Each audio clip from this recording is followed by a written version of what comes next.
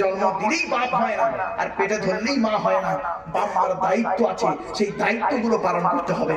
2 number হলো, কিয়ামতের মাঠে আপনাকে জিজ্ঞাসা করা হবে, পুরুষ তুমি বাপ হিসেবে কতটা ভালো, বাপ হিসেবে কতটা ভালো ছিলে, তুমি তোমার বাপের দায়িত্ব পালন করেছিলে? আমি মুহাম্মদ সাল্লাল্লাহু আলাইহি ওয়াসাল্লামকে যা বলেছিলাম, মুহাম্মদ সাল্লাল্লাহু আলাইহি ওয়াসাল্লাম যা বলেছিল বাপের দায়িত্ব কি কি? ছেলেদের প্রতি ন্যায় বিচার করা। তুমি তো ন্যায় বিচার করোনি, তুমি নামাজ পড়েছো, রোজা রেখেছো, সবকিছু করেছো, কিন্তু ছেলেদের প্রতি ন্যায় বিচার করোনি, অত্যাচার করেছো ছেলের প্রতি। অতএব তুমি বাপ, তোমাকে জাহান্নাম ছাড়া কোনো রাস্তা হবে না, এটা মনে রাখবেন। এজন্য বাপ হওয়া যে কি কঠিন জিনিস। যারা প্যারেন্টস শব্দটা, প্যারেন্টস মানে পিতামাতাকে একত্র বলা প্যারেন্টস, প্যারেন্টস শব্দটাকে ভাঙলে কল্পনা করতে পারবেন না। এজন্য আপনাদের অনুরোধ করে বলে যাচ্ছি, পিতা হিসাবে আপনি আপনার দায়িত্ব পালন করুন, পিতা হিসেবে দায়িত্ব পালন করুন। আপনাকে ছাড় দেওয়া হবে না, কোনো মতেই ছাড় দেওয়া হবে না, আপনাকে জবাব দিতেই হবে, কিয়ামতের মাঠে আপনাকে দাঁড়াতেই হবে।